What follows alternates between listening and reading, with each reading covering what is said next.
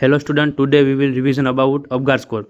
Apgar score develop by Virginia Apgar 1952 में दिया था।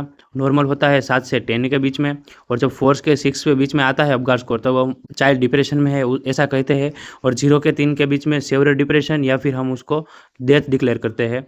जब अबगार स्कोर हमको कब कब नापना होता है, हमको 1 मिनट पे अबगार स्कोर नापना है और 5 मिनट पे नापना है।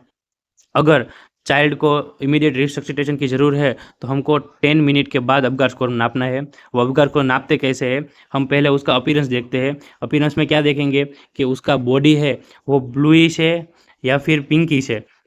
अगर पूरा बॉडी ब्लू होगा तो हम उसको 0 स्कोर देंगे। अगर उसकी सिर्फ एक्सट्रीमिटी ब्लू होगी तो हम उसको 1 स्कोर देंगे, और अगर बेबी पूरा पिंक होगा तो हम उसको 2 स्कोर देंगे। उसके बाद पल्स हमको देखना है, पल्स अगर एब्सेंट हो गए तो 0 स्कोर।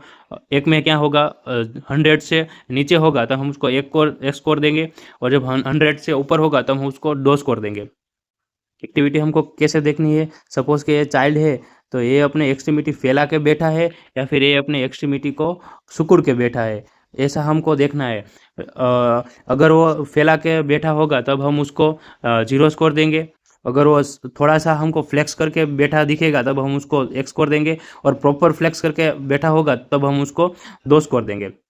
उसके बाद देखते हैं रेस्पायरेशन। रेस्पायरेशन हमको कैसे देखना है, अगर बेबी का रेस्पायरेशन एब्सेंट है तब हम उसको 0 स्कोर देंगे, और जब उसका इनरेगुलर और स्लो रेस्पायरेशन है तब हम उसको 1 स्कोर देंगे, और जब बेबी स्ट्रॉन्ग क्राई कर रहा है मतलब स्ट्रॉन्ग रेस्पायरेशन है तब हम उसको 2 स्कोर देंगे।